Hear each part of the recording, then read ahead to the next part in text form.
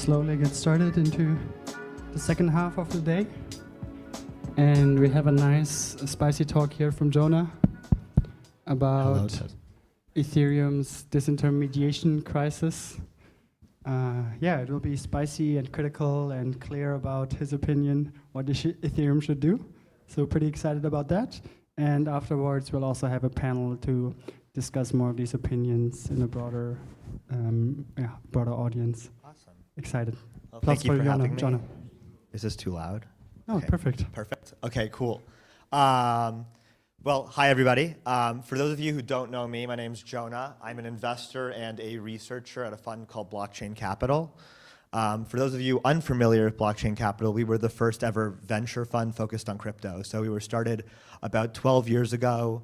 Early investors in companies like Circle and Tether and Coinbase. We're also pretty large investors across the Ethereum stack. So we're investors in companies like WorldCoin and Eigenlayer and Aave and Risk Zero, amongst many others. My background, I was an engineer before this, so I wrote a lot of Ethereum smart contracts. So all that's to say, this comes from a place of love. I want to see Ethereum thrive. I want to see Ethereum work. So this is like a tough love type of talk, right? So I guess with all that being said, let's jump in. So Ethereum, as it stands today, I believe, is surrendering its most valuable asset. And that asset is Ethereum's network effects. Ethereum could have been the global economic hub, the hub through which all on-chain finance flows. But instead, in pursuing an L2 roadmap, Ethereum blundered and had relegated itself not as a hub, but as a passive settlement layer. So what do I mean by that? Well, L2's and L1's economics are divorced from each other. The L1's economics from the L2 are completely flat. An L2 that, say, generates $1 trillion in volume pays Ethereum just about the same as an L2 that generates $1 million in volume. While, of course, the L2 that generates $1 trillion in volume obviously makes more value from it for itself. These L2s, though built atop of Ethereum, have different incentives. Their goal is to get their own users, trap liquidity, and capture the most value for themselves while providing as little back in return to the L1.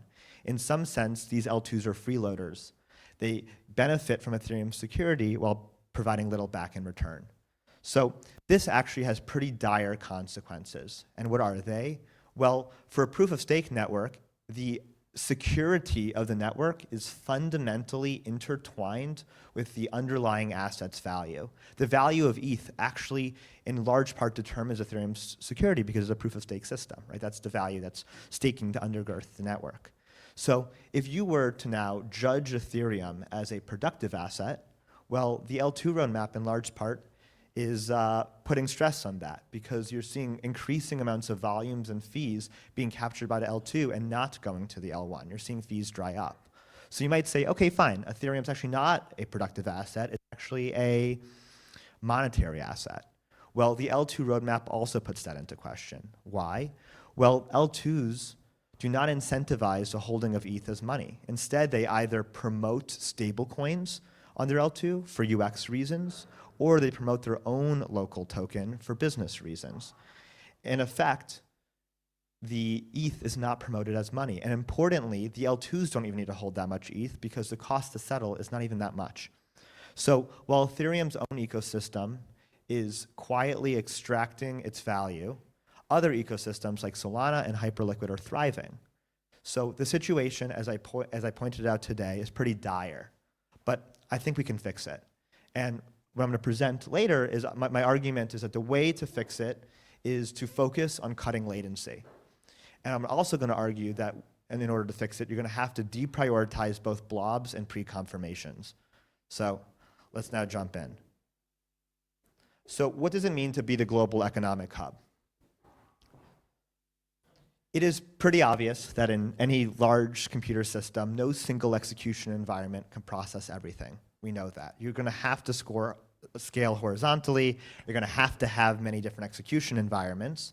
So yes, there will be L2s. But we also know, hopefully, that we're going to see trillions of dollars of assets flow on chain. And we're seeing $1 trillion of volume moving across all these disparate execution environments.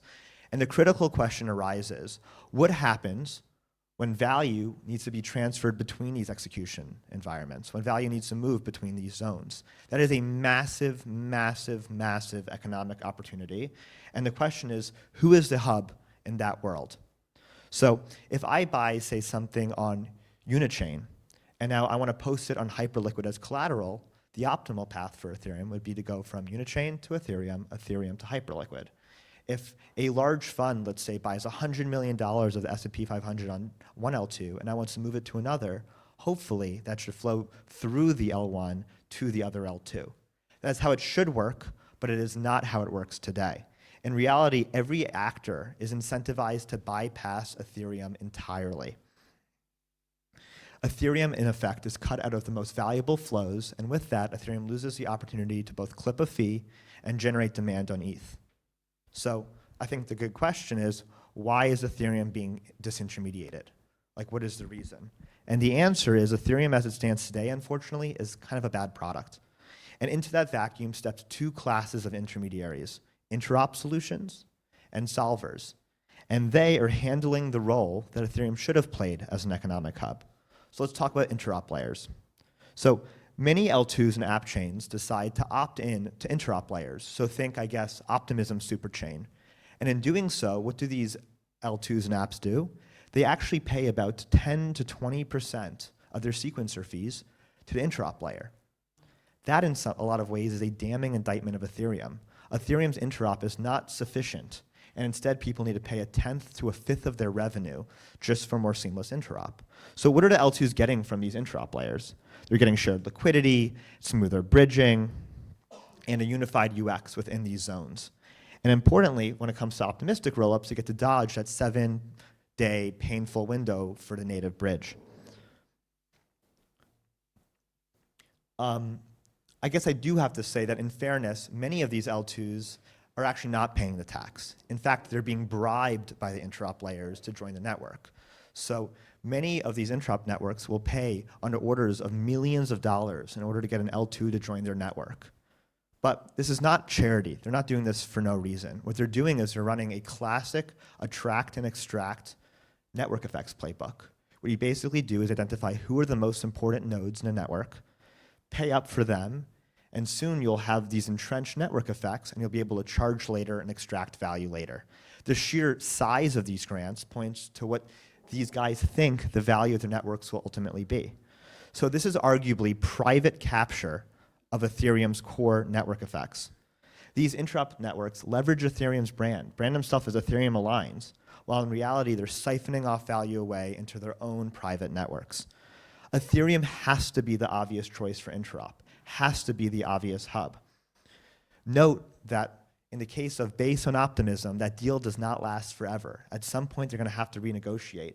And the question becomes, is the open source Ethereum good enough that a Fortune 500 company would feel comfortable using it as opposed to paying a double-digit tax? So the next intermediary, the solver complex. So solvers have also emerged as a direct response to Ethereum's failure as an economic hub. So in order to give users the experience of seamless interop, what do solvers do? Well, if I want to move from one L2 to the other, the solver debits me on the source chain and credits me on a destination chain. Notice there is no L1 involvement here. But under the hood, what is happening? These solvers act as effectively hedge fund-like entities, holding massive inventory across all these chains, taking delta risk, absorbing price volatility, and they pass back these fees to users in the form of spreads and high fees. So the fact that these intermediaries exist is a damning indictment of Ethereum again. Why do we need to do financial gymnastics? Why do we need to do hedge fund-like operations in order to support basic cross-chain activity? So what is the solution? How do we make Ethereum the hub again? And the answer is to compress both finality and block times. 12-minute finality, 12-second blocks, that is not a good look for a network that's aiming to be the global economic hub. These delays drive users away from the L1 and push them into private interop solutions. Ethereum's core UX problems are very clear. If you had to rank order them, they're probably it's too slow, it is too expensive, and interop is very convoluted. And arguably, Lowering latency fixes all these three problems. Trivially, it fixes the speed problem. When it comes to the cost problem that Ethereum is too expensive today, well, if you reduce block times, that just means more blocks, more block space, more supply, and basic economics, supply and demand, cheaper fees. And finally, it will reduce the complexity associated with interop. So if you think about what is the driving factor of all this complexity, it is the fact that the current market structure promotes private actors to create their own solutions, fragmenting Ethereum's interop. If Ethereum's seamless enough, fast and cheap, and suddenly it becomes more economical to route through the base layer, that actually reins in the complexity associated with interop. And importantly, it will drive demand for ETH. As more and more interop takes place natively via the hub, via Ethereum mainnet, this gives Ethereum a chance to clip fees on some of the most valuable flows and, importantly, generates demand for the asset. On top of it, there's a perception benefit.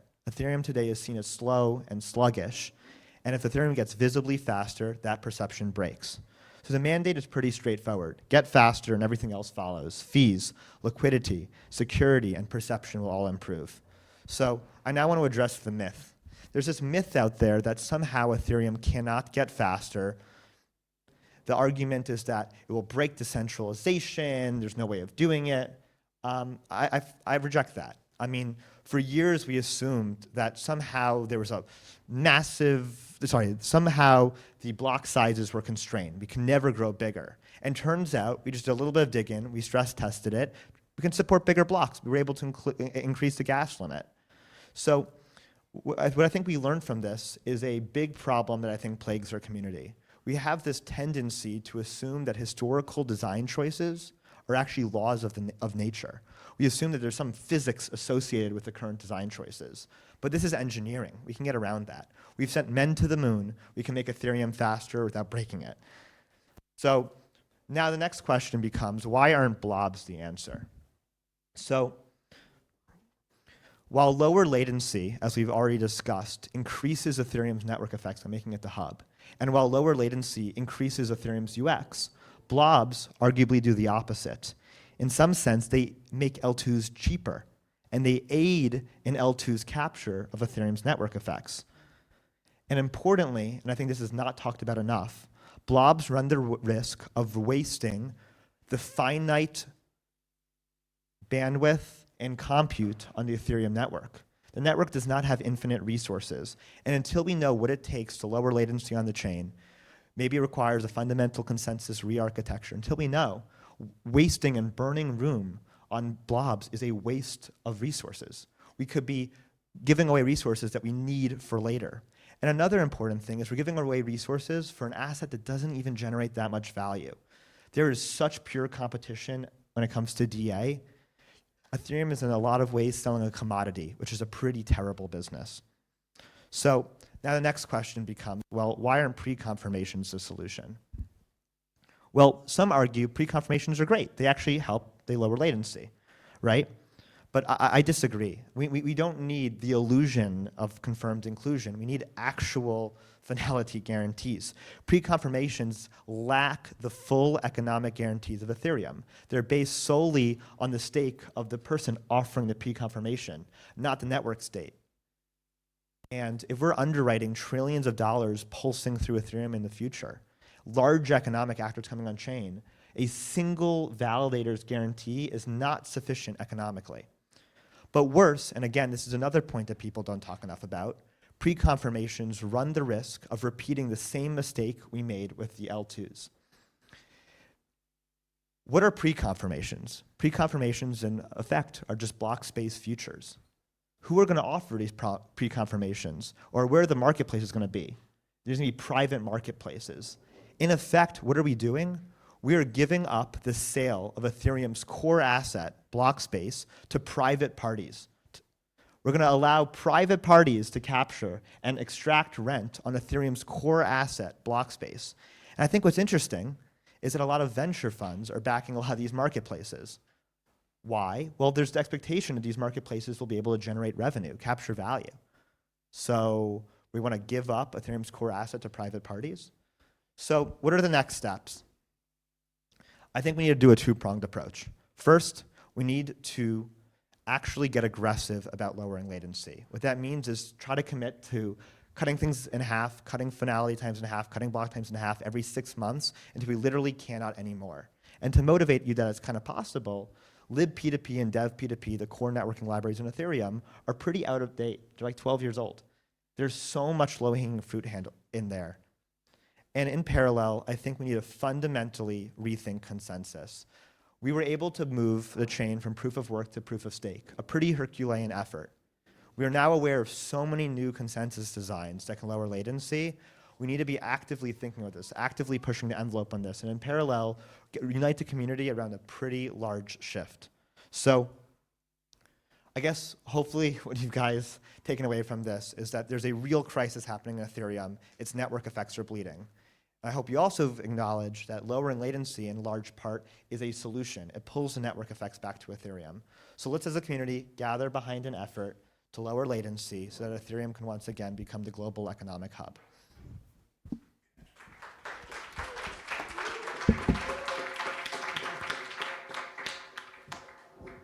Thanks a lot, Jonah, for